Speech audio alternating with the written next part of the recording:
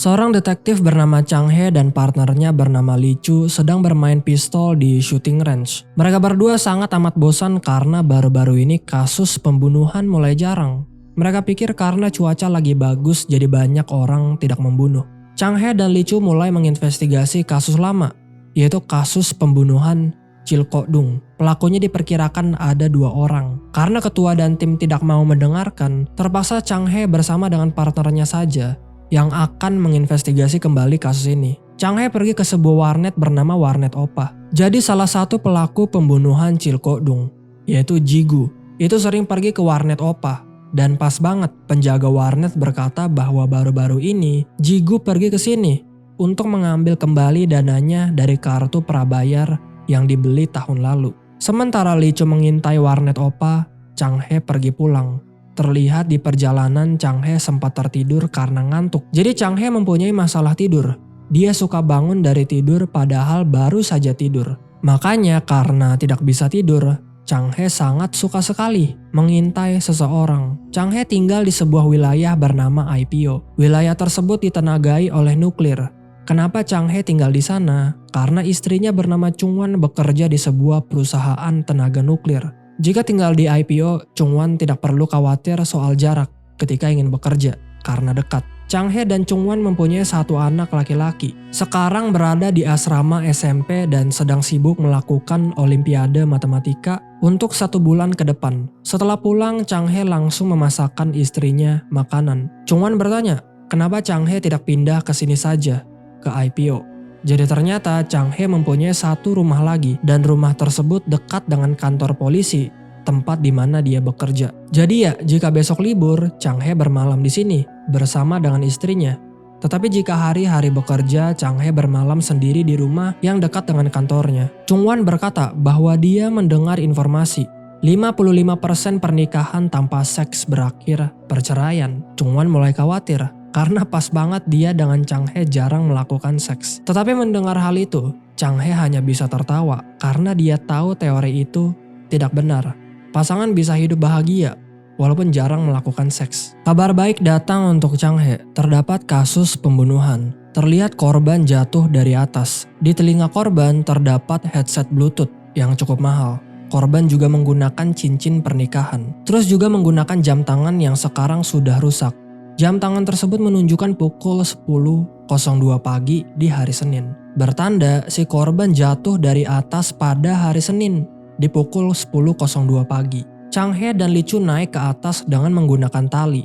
Lee Chu awalnya tidak mau, tetapi karena dipaksa sama bosnya mau tidak mau, dia harus ikut serta. 사람이 왜 이런 데를 올라가야 돼요?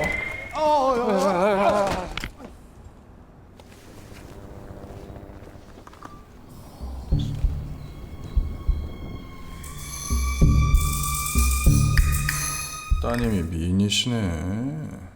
Di atas terdapat peralatan-peralatan si korban, mulai dari tas, handphone, dompet, botol minum whisky, dan lain sebagainya. Di setiap peralatan milik korban itu terdapat sebuah simbol. Setelah dicek dompetnya terdapat kartu identitas. Ternyata si korban bernama Ki Do-soo. Umurnya 60 tahun. Ki Do-soo dulu bekerja di kantor imigrasi. Tetapi setelah pensiun, dia menetap sebagai pewawancara paruh waktu. Setelah diaktifkan handphonenya terdapat sebuah pola. Wallpapernya merupakan foto Ki Do-soo bersama dengan putrinya yang terlihat sangat cantik. Singkatnya wanita yang ada di wallpaper datang. Ternyata bukan putrinya Ki Do-soo, melainkan istrinya. Wanita ini bernama Seorae. Seorae tidak fasih berbahasa Korea karena dia merupakan orang Tionghoa. Dilihat dari tangan Seorae, dia mempunyai luka. Anehnya, Seorae tidak terkejut kalau suaminya meninggal jatuh dari gunung. Kenapa? Karena sering sekali suaminya yaitu Ki Do-soo pulang malam dari gunung. 중국인이라 한국말이 부족합니다. 돈을 좀 알고 싶은데요. 우리 마누라도 안 놀랄 것 같은데? Mendengar respon Seorae, Chang He mulai khawatir. Bagaimana jika istrinya yaitu Chung Wan juga sama? Yaitu tidak terkejut ketika melihat Chang He meninggal begitu saja. Seluruh badan Seorae dicek dengan menggunakan alat otopsi. Setelah dicek, seluruh badan Seorae dipenuhi dengan memar. Dan di atas kelamin Seorae terdapat sebuah simbol. Simbol yang sama yang ada di peralatan-peralatan milik Ki Do-soo. Bisa saja simbol ini menandakan bahwa Seorae bukan istrinya, melainkan barang miliknya. Chang He menjelaskan bagaimana Kidosu ditemukan. Kidosu ditemukan dalam keadaan mata terbuka. Kulit kepala yang terkoyak adalah penyebab kematiannya. Tulang kepalanya patah, itu sebabnya dia meninggal. Dia pasti mengalami pendarahan yang berat, tetapi karena hujan, darah tersebut bersih, tidak ada di TKP. Bukannya sedih, Seorae malah ketawa. Aneh, kenapa tertawa? Chang He pulang dan tidur bersama dengan Chung Wan. Chang He mulai tidak fokus karena yang ada di pikirannya selalu Seorae. Setelah tidur, Chung Wan mengusulkan sebuah ide.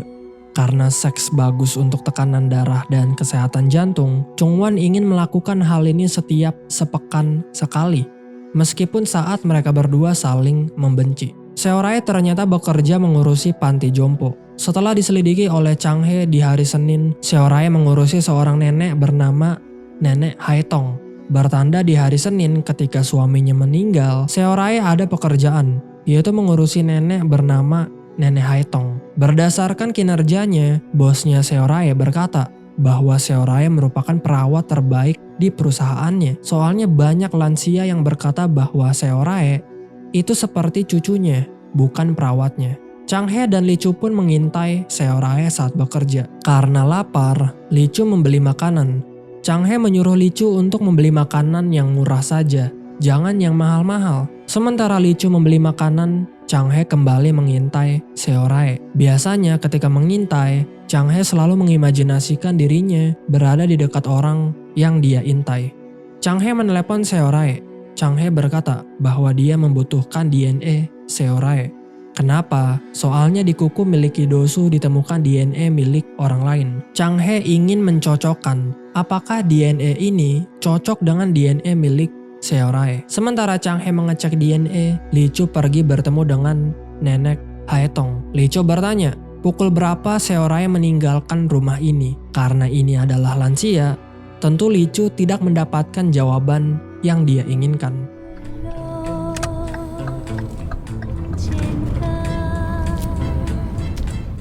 정훈이의 안개. 노래 틀어줘. 정훈이의 안개. Nenek Haitong, karena dia begitu suka dengan Seorae, dia tidak sabar untuk menanti hari Senin. Karena hanya di hari Senin, Seorae mengurusnya. Setelah dicek DNA-nya, itu cocok. Seorae pun menjelaskan, jadi Seorae diajak oleh Kidosu untuk naik gunung. Seorae tidak mau, maka dari itu Kidosu mencakarnya. Itulah kenapa ada DNA Seorae di kuku milik Kidosu. Seorae pun menunjukkan luka-luka yang diakibatkan oleh suaminya. Karena mulai membuka baju, Chang He menyuruh petugas wanita untuk mengecek dan memfoto luka tersebut. Tetapi Seorae berkata bahwa dia tidak masalah jika Chang He yang mengeceknya. 남편은 산에 가자고. 괜찮아요.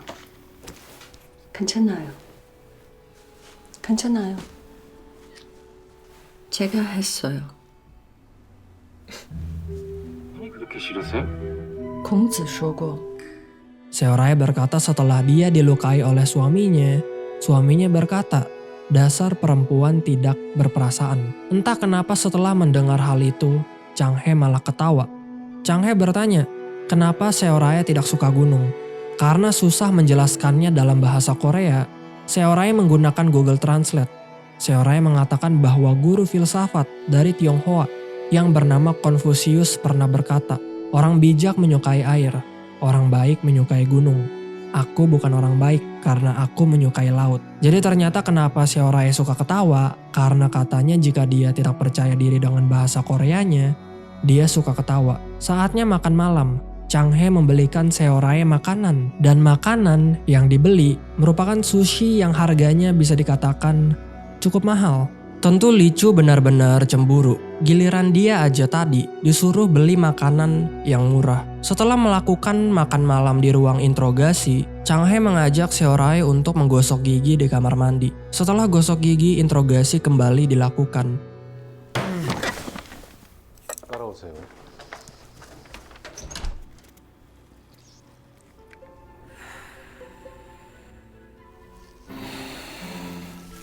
개봉석 씨입니다.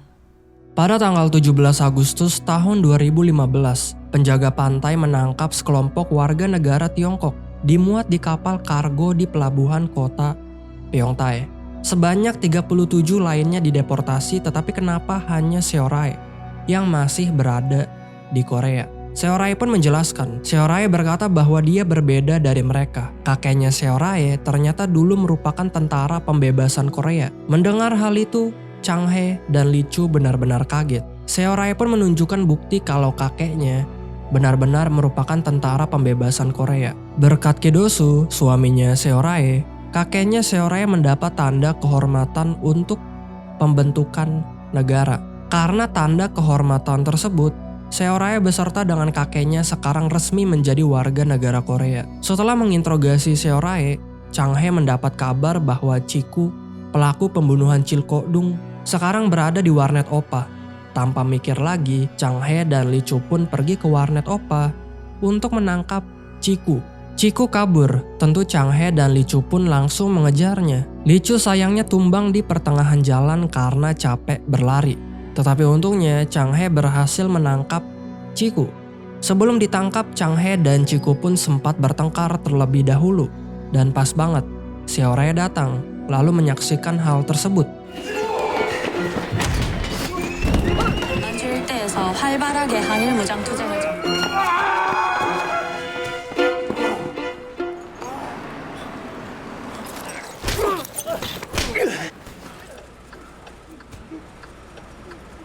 너 아니지?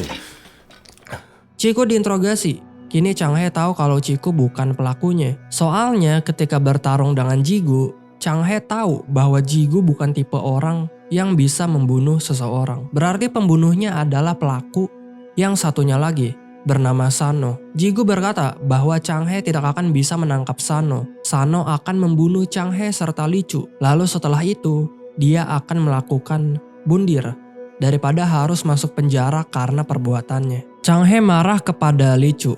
Jika tidak cukup bugar untuk berlari, tidak usah membawa pistol. Memberat-beratkan diri saja. Lee Chu kembali berbicara. Seharusnya mereka mendapat surat penggeledahan rumah Seorae. Tetapi menurut Chang Hae, Seorae tidak membunuh suaminya sendiri. Kenapa? Soalnya ditemukan rekaman CCTV di mana pada hari Senin jam 10.02 pagi, Seorae sedang keluar masuk apartemen milik nenek Haetong untuk bekerja. Nah, pada hari Senin dan jam segitu, Kidosu meninggal dunia, tetapi Seorae berada di tempat kerjanya. Sehingga bisa disimpulkan, Seorae tidak membunuh suaminya sendiri, melainkan sedang bekerja. Karena tidak bisa tidur, Chang Hae mengintai Seorae. Saat itu Seorae sedang menonton sebuah film romantis sampai tertidur pulas. Bahkan es krim yang dia makan sampai meleleh. Besok paginya, Seorae bangun, lalu menuangkan makanan kucing ke dalam tempat makanan kucing. Dia melihat mobil Chang Hae terparkir di pinggir jalan dan dia lalu menghampirinya. Dia melihat Chang Hae sedang tertidur pulas. Ini sangat aneh. Padahal Chang Hae mempunyai masalah tidur, tetapi kenapa ketika mengintai Seorae, tidur dia seketika menjadi pulas dan sangat nyenyak. Malamnya, Chang Hae kembali mengintai Seorae. Di tempat di mana di pagi hari Seorae menuangkan makanan kucing, di situ ada burung gagak mati. Seketika Seorae datang, lalu Chang Hae pun bersembunyi. Seorae mengubur burung gagak tersebut, lalu dia berbicara dengan kucingnya dengan menggunakan bahasa Tiongkok. Chang Hae langsung membuka smartwatch-nya lalu menerjemahkan apa yang Seorae bicarakan. Seorae berkata, "Masa gagak lagi? Untuk berterima kasih kepadaku karena telah memberimu makanan, kucing. Jika kau merasa harus memberiku hadiah, bawakan kepala detektif yang baik hati itu." Chang Hae kembali mengintai Seorae. Chang Hae memakan es krim lagi, lalu setelah itu dia merokok. Besoknya atasan Chang Hae datang. Atasan Chang Hae menyuruh Chang Hae untuk mempercepat investigasi kasus Seorae dan lalu lanjut ke kasus yang lebih besar, yaitu kasus Chil Ko-dung. Karena itu, Chang Hae menyudahkan kasus ini. Dia membiarkan Seorae bebas karena berdasarkan bukti, bukan Seorae pelakunya. Tiba-tiba Lee Chu datang dengan menunjukkan sebuah dokumen Tiongkok. Dokumen itu menunjukkan jika Seorae kembali ke Tiongkok, dia akan dihukum mati karena telah membunuh ibunya sendiri. Tetapi terlihat Chang Hae tidak peduli. Dia menyuruh partnernya untuk menyelidiki kasus pembunuhan Chil Ko-dung. Cari nama-nama siapa saja wanita yang telah menjadi pacarnya Sano, tersangka utama dari kasus ini. Setelah bekerja, Chang He kembali ke rumah. Chang He berkata ke istrinya bahwa dia ingin sekali merokok. Mendengar hal itu, Chung Won langsung berdiri dan menyuruh Chang He untuk membuang pikiran tersebut secepatnya sebelum terlambat. Jadi, Chung Won tidak ingin suaminya merokok, karena jika sekali saja merokok, susah sekali berhentinya. Chang He mengirim dokumen Tiongkok ke Seorae tentang dia membunuh ibunya sendiri. Chang He ingin penjelasan langsung dari Seorae. Bukannya dijelaskan di pesan, Seorae menyuruh Chang He untuk datang ke rumahnya. Tentu ini agak ambigu. Berani sekali Seorae menyuruh polisi untuk datang ke rumahnya. Tetapi ternyata Seorae tahu kalau Chang He suka datang ke sini untuk mengintainya. Seorae pun menjelaskan, Seorae disuruh oleh ibunya untuk pergi ke Gunung Gomi yang ada di halaman kampung kakeknya di Korea. Katanya halaman tersebut milik kakeknya Seorae. Sebelum pergi ke sana, ibunya Seorae menyuruh Seorae untuk membunuhnya. Tentu awalnya Seorae tidak mau karena tujuan awal dia menjadi perawat lansia supaya dia bisa mengurus ibunya yang sudah tua. Tetapi karena terpaksa, Seorae membunuh ibunya sendiri dengan menggunakan 4 kapsul fentanyl. Dan juga Seorae menyimpan 4 buah kapsul untuk dirinya sendiri. Setelah menceritakan hal itu, Seorae memberitahu apa yang terjadi kepada Kidosu. Seorae berkata bahwa sebenarnya Kidosu melakukan bundir. Kenapa? Soalnya terdapat surat anonimus di mana surat tersebut berkata kalau Kidosu menerima suap dari orang asing ilegal, sehingga mereka salah satunya yaitu Seorae mendapat kewarganegaraan Korea. Sehubungan Kidosu bekerja di kantor imigrasi. Di surat tersebut Kidosu diancam untuk dilaporkan. Mungkin saja karena surat tersebut, Kidosu menjatuhkan dirinya dari atas gunung. 자주 오시지 않습니까? 晃来晃去。 사람처럼 일하고 있었죠. 제 명예를 회복하겠습니다. Setelah diselidiki ternyata benar, Kidosu sempat mengirim surat sebelum melakukan bundir. Bawahannya Kidosu tidak mau mengirim surat Kidosu ke polisi. Soalnya dia tidak mau mengekspos atasannya sendiri. Mendengar kalau Kidosu bundir bukan dibunuh oleh istrinya sendiri, tentu Lee Chu benar-benar marah. Serasa bundir merupakan hal yang cukup mustahil. Setelah minum dan mabuk-mabuk bersama, Chang He mendapat telepon dari Seorae. Rumah Seorae sangat berantakan dan di sana ada Lee Chu. Bertanda, Lee Chu pergi ke sana untuk mengacak-ngacak rumah Seorae. Dia melakukan hal itu karena mungkin lagi mabuk. Chang He mengantar Lee Chu pulang dan karena merasa bersalah dan juga kasihan, Chang He membersihkan dan membereskan rumah Seorae. Chang He menjelaskan bahwa kasus sudah ditutup dan Seorae bukan lagi seorang tersangka. Seorae bertanya, apakah sekarang Chang He senang? Chang He berkata ya, sekarang dia senang. Chang He pun mengajak Seorae ke rumahnya yang ada di dekat kantor untuk melakukan makan malam. Chang He memasakkan Seorae makanan Tionghoa. Ketika Chang He memasak, Seorae berkeliling. Seorae melihat banyak sekali buku bahasa Mandarin. Chang He menjelaskan karena dia insomnia, tidak bisa tidur di malam hari, dia selalu melakukan hal-hal yang berbeda. Di sana Seorae kaget karena melihat banyak sekali foto-foto tentang kasus pembunuhan yang belum terselesaikan. Melihat Kidosu yang mati dalam keadaan digerogoti semut, Seorae bertanya, apakah semut memakan manusia? Chang He menjelaskan, yang pertama kali muncul adalah lalat. Entah siang atau malam, lalat muncul dalam 10 menit. Mengisap darah, membuang kotoran, bahkan bertelur di luka korban atau di lubang-lubang. Saat belatung menetas, disitulah semut mulai berdatangan. Setelah itu, kumbang dan tawon berdatangan. Masakan sudah selesai dan setelah Seorae mencicipinya, dia berkata bahwa masakan tersebut enak. Seorae berkata karena foto-foto inilah Chang He tidak bisa tidur. Chang He menjelaskan salah satu kasus yang sekarang lagi dia selidiki, yaitu kasus Chilkodung. Chilkodung ditemukan di gunung sebulan setelah kematiannya. Kapak yang menghancurkan kepalanya berada di sampingnya. Sano tentu merupakan pembunuhnya, tetapi sekarang Chang He tidak bisa menemukannya. Chang He menjelaskan jika ada seorang pria yang mengencani pacarnya Sano, Sano akan menghajarnya bahkan sampai mati. Salah satunya Cilkodung. Cilkodung mengencani pacarnya Sano, maka dari itu Sano membunuhnya. Seorae berkata, berarti Sano lebih mencintai wanita itu daripada takut akan kematian. Seorae menunjukkan satu foto, yaitu seorang wanita. Chang He menjelaskan bahwa wanita ini bernama Oh Ga-in. Tempat tinggalnya jauh dari kota ini. Dia mengelola salon kecantikan. Dia juga sudah menikah. Menurut Seorae, jika orang yang kau cintai menikah, cintanya tidak akan berhenti. Jadi, walaupun Oh Ga-in sudah menikah, Seorae yakin bahwa Sano akan selalu mengejarnya. Walaupun dia sudah menikah. Dan ya, setelah dicek di salon kecantikan, tempat di mana Oh Ga-in berjaga, di sana ada Sano. Chang He dan Lee Chu pun mengejar Sano. Seperti biasa, Lee Chu tumbang karena dia sempat ditusuk dengan menggunakan gunting oleh Sano. Tetapi tidak dengan Chang He.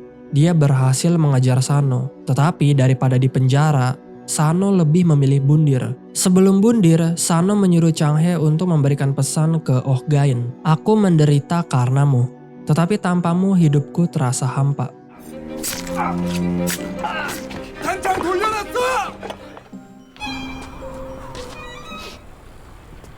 사실 나도 나 너 때문에 고생 꽤나 했지만 Kini kasus Cilkodung sudah selesai. Di malam hari tiba-tiba datang Seorae ke rumahnya Chang He. Tentu Chang He agak bingung, ngapain malam-malam Seorae datang ke rumahnya. Seorae menjelaskan bahwa dia datang ke sini untuk membantu Chang He tidur. Seorae mengambil semua foto tentang kasus pembunuhan yang ada di tembok Chang He. Lalu setelah itu dia bakar. Supaya apa? Supaya Chang He tidak teringat lagi oleh kasus pembunuhan yang sudah terselesaikan. Di sana ada foto-foto Seorae. Seorae mencabut foto-foto dia, lalu mencoba untuk membakarnya tetapi terlihat Chang He tidak mau. Setelah membakar semua foto-foto yang berhubungan dengan kasus pembunuhan, Seorae membantu Chang He tidur. 내가 무슨 독거노인입니까? 이거 뭐 콩콩 만나고. 이것도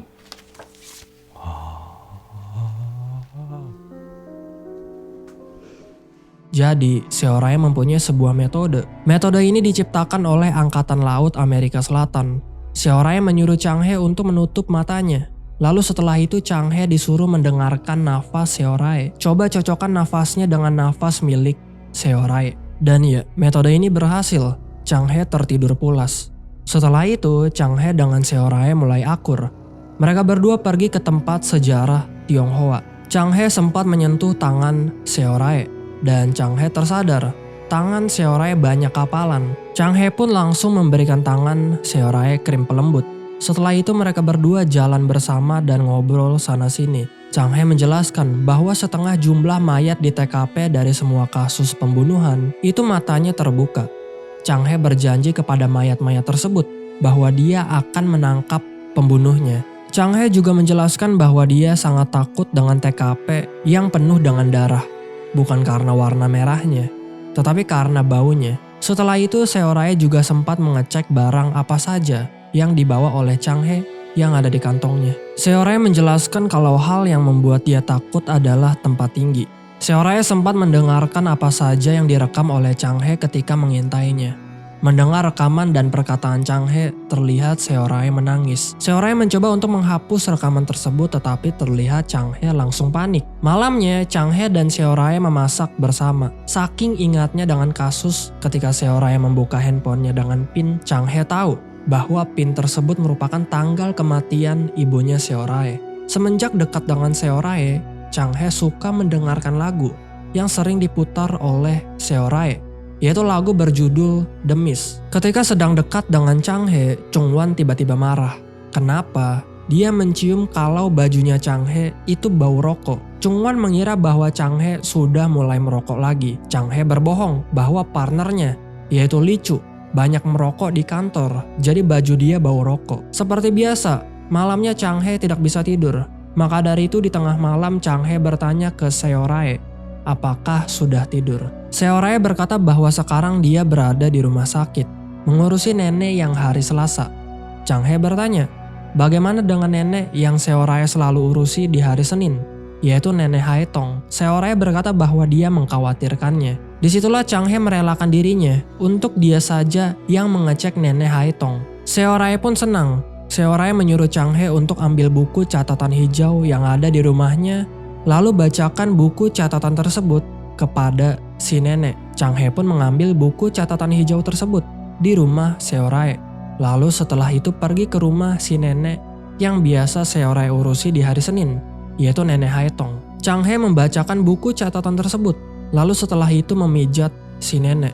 Si nenek berkata bahwa tangan Chang He lebih halus daripada tangan Seorae. Padahal dulu Seorae mempunyai tangan yang halus seperti bibir, tetapi entah baru-baru ini tangannya menjadi kasar. Seperti biasa, Nenek Haetong selalu memutar lagu berjudul The Mist, tetapi aneh baru-baru ini handphonenya, kata si nenek, susah untuk dikendalikan. Chang He pun membantu si nenek. Chang He agak terkejut, soalnya handphone si nenek itu mereknya sama dengan handphone milik Seorae. Si nenek berkata bahwa dia membeli handphone bareng dengan Seorae, makanya mereknya sama. Handphonenya susah dikendalikan karena ternyata banyak aplikasi-aplikasi yang terbuka. Maka dari itu Chang He menghapus semua aplikasi yang terbuka. Ketika sedang menghapus, Chang He menemukan sesuatu. Jadi ada satu aplikasi tentang kebugaran. Aplikasi ini dapat menghitung berapa anak tangga yang kita naiki. Di situ terlihat pada hari Senin, 138 anak tangga sudah dinaiki. Chang He bertanya, apakah hari Senin si nenek pergi bersama dengan Seorae? Si nenek berkata bahwa selama 10 tahun dia tidak pernah keluar rumah. Pertanyaannya, jika si nenek tidak pernah keluar rumah, kenapa di aplikasi kebugaran menandakan telah menaiki 138 anak tangga? Ditambah, ternyata si nenek pikun. Dia tidak tahu hari ini itu hari apa. Yang dia tahu pokoknya jika Seorae datang, itu menandakan hari Senin. Bertanda jika Seorae tidak datang ke rumah, si nenek akan mengira karena ini bukan hari Senin. Si nenek tidak akan mengira kalau Seorae bolos. Jadi menurut Chang He, Seorae datang ke rumah Nenek Haetong dari belakang di hari Senin. Lalu diam-diam menukarkan handphonenya dengan handphone milik Nenek Haetong. Sehubungan handphone mereka sama. Setelah itu, naik bus pergi ke gunung tempat di mana Kidosu mendaki gunung. Seorae menonton tutorial rute pendakian gunung ini yang mudah lewat video Kidosu di YouTube. Soalnya Kidosu pernah membuat tutorialnya di YouTube. Bagaimana caranya mendaki gunung ini dengan rute yang mudah. Setelah menonton video tutorialnya, Seorae langsung mendaki. Chang He mengimajinasikan bahwa dia adalah Seorae. Chang He mendaki gunung ini dengan rute mudah sambil prosesnya dilacak dengan menggunakan aplikasi kebugaran. Singkatnya, Chang He sampai atas. Chang He mengecek aplikasinya dan ya, dia sudah menaiki 138 anak tangga. Setelah mendaki, telapak tangan Chang He berubah menjadi banyak kapalan. Bertanda Seorae memang mempunyai tangan yang halus. Tetapi karena baru-baru ini mendaki gunung, tangannya berubah menjadi banyak kapalan. Menurut Chang He, Seorae ketika sampai atas, lalu mendorong Kidosu jatuh ke bawah. Kidosu sempat memegang tangan Seorae. Itulah mengapa di tangan Seorae terdapat luka cakaran. Karena Kidosu sempat mencoba untuk memegang tangan Seorae sebelum jatuh ke bawah. 거들었죠? 오전 10시 제가 제일 좋다.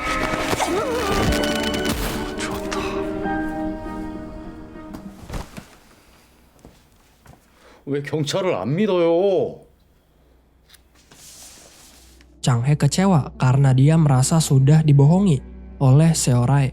Chang He mulai menjauh dari Seorae. Chang He berkata, Seorae takut tinggi tetapi kenapa terlihat di aplikasi kebugaran baru saja menaiki 138 anak tangga. Chang He bertanya, kenapa Seorae tidak melapor ke polisi saja bahwa dia disiksa oleh Kidosu berkali-kali. Seorae berkata bahwa dia takut. Jika dia lapor polisi, dia akan dikirim kembali ke Tionghoa. Ternyata surat ancaman tentang Kidosu menerima suap itu dibuat oleh Seorae. Dan memang benar kalau Kidosu itu mendapat suap dari orang-orang Tionghoa. Terus juga tentang Li Chu memberantakan rumah Seorae. Itu ternyata tidak benar. Sebenarnya Li Chu datang ke rumah Seorae untuk memarahinya, lalu karena mabuk dia langsung tidur. Sementara Li Chu tidur, Seorae memberantaki rumahnya sendiri. Seakan Li Chu yang memberantakinya. Disinilah Chang He mulai berpikir kalau Seorae berpura-pura suka dengannya hanya untuk kepentingan dirinya sendiri. Seorae berkata bahwa tidak, dia benar-benar menyukai Chang He. Tetapi tetap saja, Chang He benar-benar kecewa karena dibohongi. Demi martabatnya sebagai detektif, sebagai polisi, Chang He harus meninggalkan Seorae. Chang He berkata bahwa Nenek Haitong sudah mendapat ponsel baru. Chang He menyuruh Seorae untuk membuang ponsel yang berisi bukti tersebut ke dasar laut yang dalam, ke tempat yang tidak bisa ditemukan. 그래서 남편한테 협박 편지를 보냈어요? 깊이 잠든 일이요? 자부심이에요. 저 폰은 바다에 버려요. 깊은 데 빠뜨려서.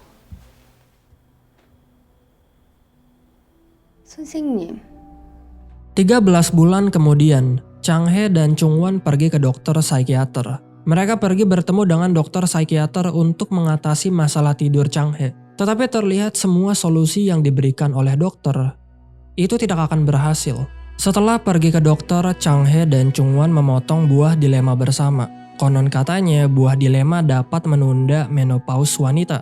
Apa itu menopause? Menopause merupakan penurunan alami pada hormon reproduksi ketika seorang wanita mencapai umur 40 sampai 50 tahunan. Ternyata selama 13 bulan ini, Chang He pindah ke rumah Chung Won. Jadi bisa disimpulkan selama 13 bulan terakhir, Chang He dan Chung Won tinggal bersama. Sambil memotong buah dilema, Chung Won selalu berkata bahwa Chang He mulai layu. Bahkan temannya Chung Won ada yang berkata setelah melihat foto Chang He, apa yang terjadi kepada suami tampanmu? Chung Won juga dengar bahwa 56% pria paruh baya rentan terhadap depresi. Maka dari itu Chung Won menyuruh Chang He untuk meminum jus bulus karena itu bisa menambah produksi hormon testosteron. Mendengar hal itu, mendengar istrinya banyak bicara, Chang He hanya bisa terdiam. Di sisi lain, Seorae habis dipukuli sama seorang laki-laki. Laki-laki ini selalu bertanya, di mana suaminya Seorae berada. Seorae berkata bahwa suaminya kabur entah kemana. Lelaki ini juga sempat berkata bahwa ibu dia sekarat sekarang di rumah sakit. Karena tidak terima dipukulin, tentu Seorae melawan. Chang He mendapat kasus baru. Jadi ada seorang peternak yang kehilangan 58 ekor bulus. Peternak berkata bahwa 58 ekor bulus miliknya telah dicuri oleh seseorang. Harga bulus itu sangat mahal. Katanya bisa mencapai 37 juta per ekor. Partner barunya Chang He yang bernama Yeon-su bertanya, kenapa sangat mahal? Chang He berkata karena bulus dapat membantu mengatasi depresi untuk pria paruh baya.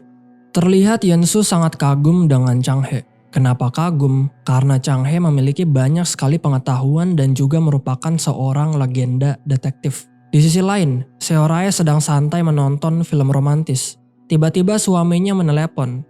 Suaminya Seorae menyuruh Seorae untuk mengemas seluruh barang-barangnya. Terlihat walaupun Seorae sudah mengirim fotonya dengan muka yang babak belur, suaminya tidak kaget sama sekali.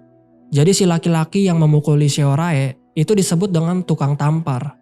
Karena sekarang tukang tampar tahu di mana lokasi Seorae, Seorae dan suaminya pun pindah. Pindah kemana? Ke IPO, tempat di mana Chang He dan Chung Won tinggal. Seorae sengaja membuat kebakaran kecil agar Chang He datang. Dan ya, setelah 13 bulan lamanya, Seorae akhirnya dapat melihat Chang He kembali dari kejauhan. Seorae merekam suaranya, lalu mendeskripsikan apa saja yang dia rasakan dan pikirkan setelah melihat Chang He. Di malam hari, Chang He dan Chung Won pergi ke pasar membeli ikan. Tiba-tiba datang Seorae bersama dengan suaminya juga, sama pergi ke pasar untuk membeli ikan. Tentu melihat Seorae, Chang He langsung kaget. Kenapa Seorae pindah ke IPO? Padahal di IPO tidak ada apa-apa, hanya kabut yang selalu menutupi cahaya matahari. Seorae pun berkenalan dengan Chung Won. Seorae juga memperkenalkan suaminya ke Chang He. Seorae berkata ke suaminya bahwa ini adalah detektif yang telah mencurigainya sebagai tersangka. Mereka berdua pun berkenalan. Suaminya Seorae bernama Im Ho-shin. Bisa dikatakan pertemuan mereka itu cukup canggung karena sifat dari kedua belah pihak yang kelihatannya tidak cocok. Terlihat Im Ho-shin suka bercanda, tetapi yang lainnya tidak ketawa, benar-benar serius. Walaupun begitu, Chungwan agak sedikit terkejut karena mukanya Im Ho-shin itu lebih muda dari di televisi. Jadi Im Ho-shin bekerja sebagai analis saham dan dia suka tampil di acara televisi. Im Ho-shin asik ngobrol dengan Chungwan. Im Ho-shin memberikan kartunya apabila Chungwan berminat untuk berinvestasi dengannya. Di sisi lain, Chang-hye dan Seo-rae hanya menatap satu sama lain. 이 동네 뭐 볼 거 있다고?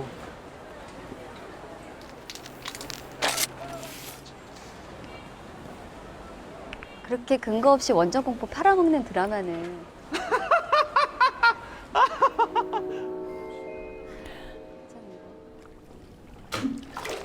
Di kamar mandi, Chang-hye dan Chungwan sempat ngobrol. Chungwan berkata, terlihat Chang-hye selalu mencurigai orang yang tidak bersalah seperti Seo-rae. Terlihat dari kasus-kasus sebelumnya. Chang-hye berkata, itulah alasan orang-orang tidak suka dengan kami. Kami yaitu polisi. Ketika Chang-hye dan Chungwan ngobrol, di sisi lain, Im Ho-shin tidak tahu alasannya kenapa menelepon Chungwan. Karena Chungwan berada di kamar mandi, telepon tersebut tidak diangkat. Partnernya Chang-hye yaitu Yeon-su menelepon karena Chang-hye sedang memotong ikan. Chungwan yang mengangkatnya. Chungwan memberikan selamat kepada Chang-hye. Ternyata telepon ini tentang kasus pembunuhan. Kenapa memberikan selamat? Chungwan tahu kalau Chang-hye bisa menjadi bahagia ketika menginvestigasi sebuah kasus pembunuhan. Perkiraan mati sekitar pukul 11. Korban ditusuk 17 kali dengan menggunakan pisau. 13 kali di perut dan dada. 4 kali di bagian punggung. Kemungkinan punggungnya dilukai ketika korban mencoba untuk melarikan diri. Siapa korbannya? Im Ho-shin, suaminya Seo-rae. Sangat aneh, baru saja Chang-hye berkenalan dengan Im Ho-shin, masa sekarang sudah mati. Chang-hye pergi ke belakang dan di sana Seo-rae sedang menangis. Tentu Chang-hye marah karena berdasarkan kasus sebelumnya sudah cukup jelas Seo-rae pelakunya. Chang-hye berjanji bahwa kali ini jika dia menemukan bukti kalau Seo-rae pelakunya, dia akan langsung menangkap Seo-rae. Setelah diselidiki, pelakunya kidal. Sementara Seo-rae itu tidak kidal. Tetapi entah kenapa Chang-hye sangat yakin kalau Seo-rae pelakunya. Chang-hye pun menginterogasi Seo-rae. Saat suaminya mati, Seo-rae berkata bahwa dia pergi keluar untuk jalan-jalan mencari udara segar. Chang-hye bertanya, apakah ada orang yang menyimpan dendam terhadap suaminya Seo-rae? Sehubungan Im Ho-shin melakukan banyak investasi dengan uang orang lain. Seo-rae mengaku bahwa akhir-akhir ini banyak kehilangan. Jika banyak kehilangan, kenapa terlihat Im Ho-shin selalu tinggal di villa mewah? Tidak lain tidak bukan, uangnya dikorupsi. Bukan banyak kehilangan tetapi karena uangnya dikorupsi. Chang-hye seketika khawatir. Kenapa Seo-rae menikahi pria seperti itu? Seo-rae menjawab, dia menikahi pria seperti itu agar dia bisa memutuskan untuk meninggalkan pria lain. Saatnya makan malam, beda dengan sebelumnya. Kali ini Chang-hye membelikan Seo-rae makanan murah.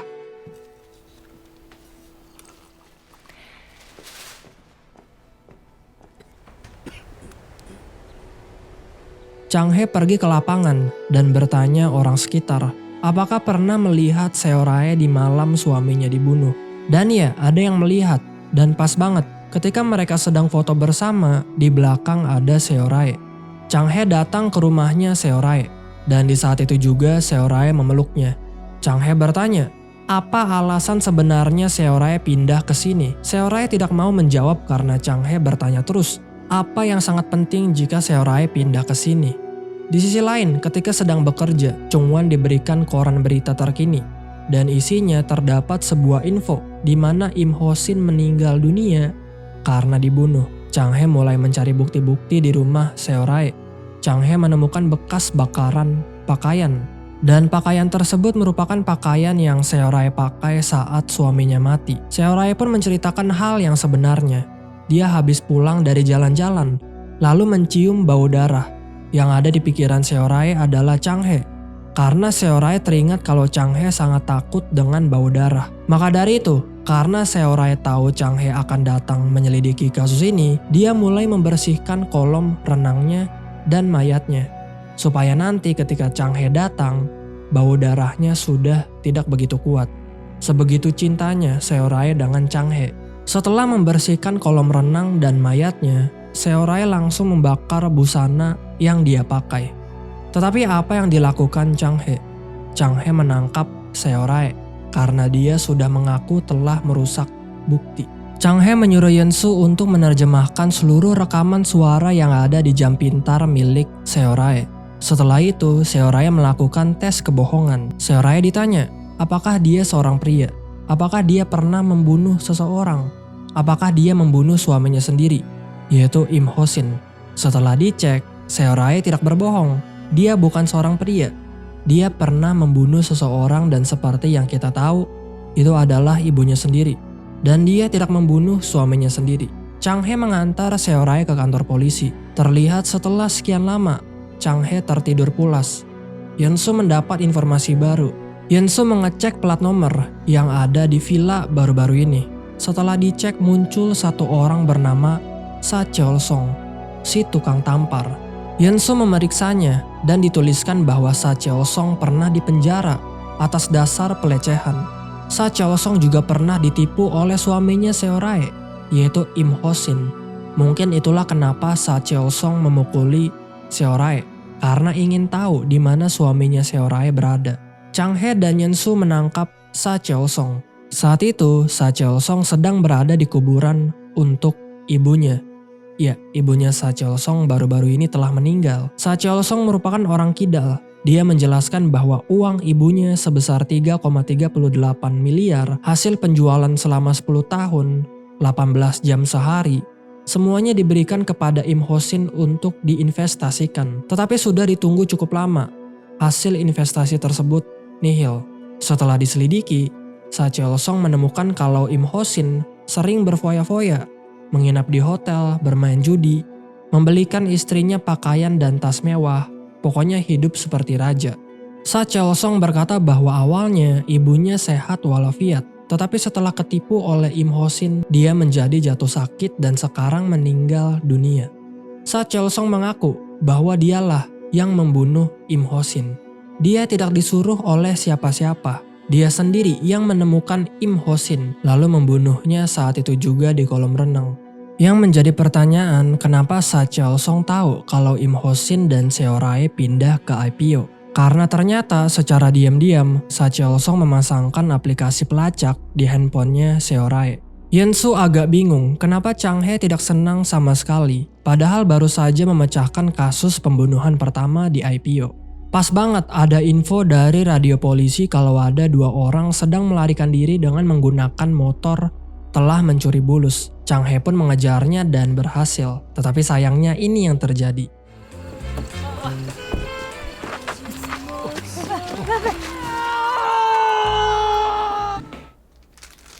돈 한 푼 찾아드렸더니 혹시 네가 죽였냐? Chang Hae pulang dan istrinya sudah menunggu di sana.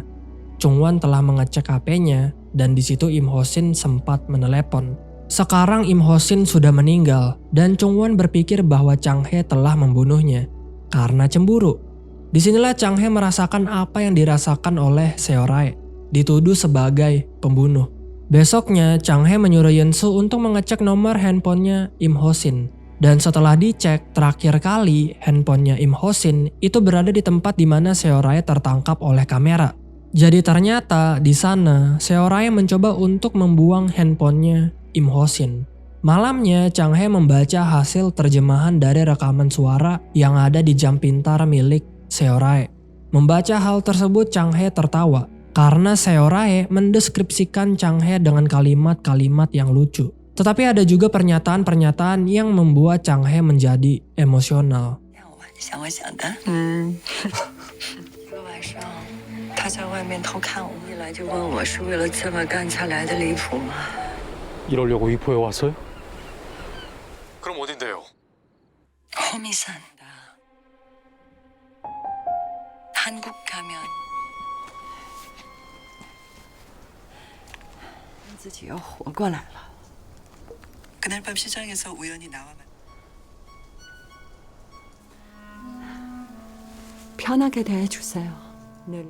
Chang Hae pergi ke rumahnya Seorae, tetapi di sana tidak ada siapa-siapa. Chang Hae pun menelepon Seorae dan bertanya di mana dia sekarang. Seorae berkata bahwa dia berada di Gunung Homi, tempat di mana Kidosu meninggal dunia. Tanpa mikir lagi, Chang He pergi ke sana. Ternyata Seorae ada di sana untuk menyuruh Chang He menaburkan debu ibunya yang sudah meninggal.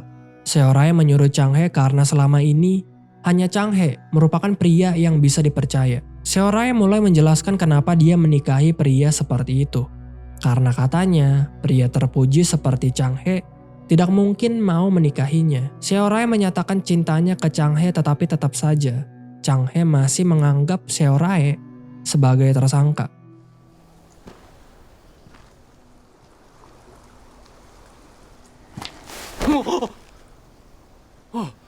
이걸로 재수사해요. Setelah membuang debu ibunya Seorae dari atas gunung, setelah bermesraan dengan Seorae, Seorae memberikan handphonenya dia ke Chang He. Handphone yang dulu dia pakai sewaktu bekerja mengurusi nenek Haetong. Seorae ingin Chang He menyelidiki kembali kasus Kidosu lebih teliti. Seorae menyuruh Chang He untuk kembali ke tempat di mana dia hancur. Chang He kembali ke rumah dan terlihat Chung Wan ingin pindah. Kenapa? Karena Chung Wan curiga kalau sebenarnya Chang He suaminya yang telah membunuh Im Ho Shin. Lebih parahnya, Chung Wan dibantu pindahan oleh teman cowoknya yang sekarang baru saja bercerai bernama Jun.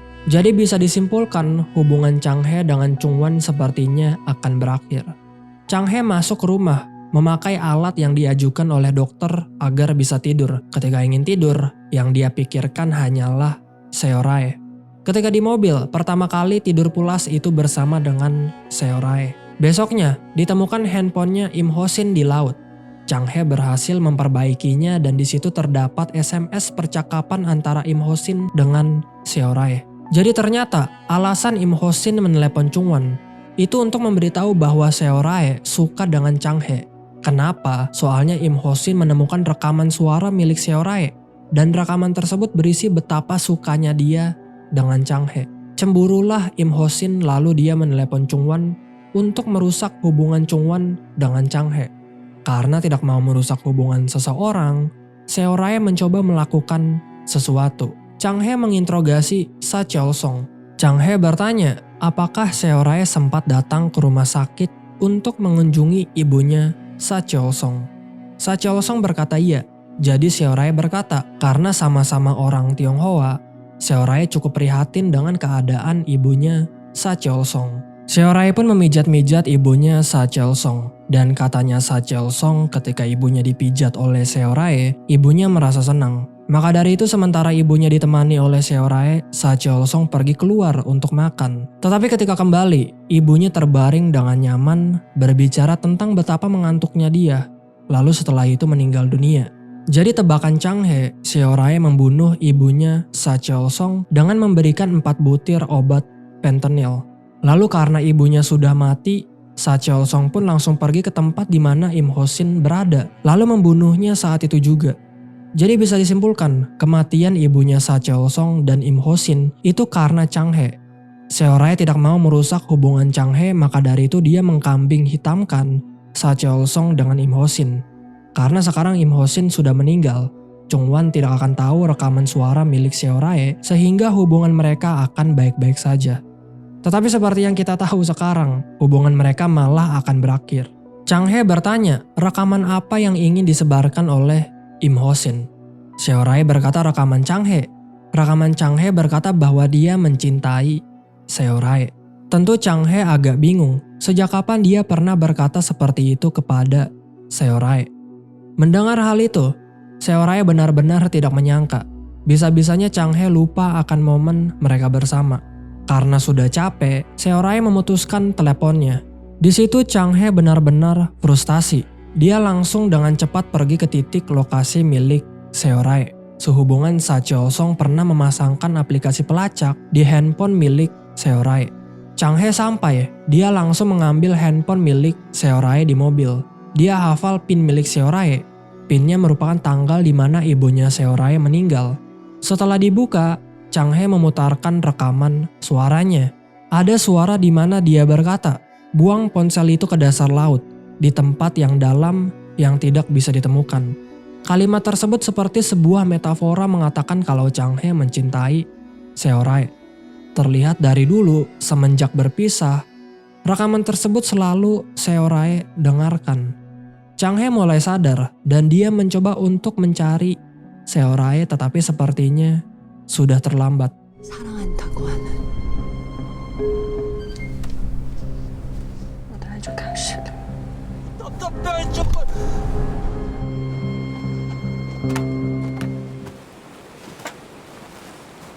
저 폰은 바다에 버려요. 깊은 데 빠뜨려서. 저 폰은 바다에 버려요. 바다에 버려요. 난 하준 씨. 안 보인다고.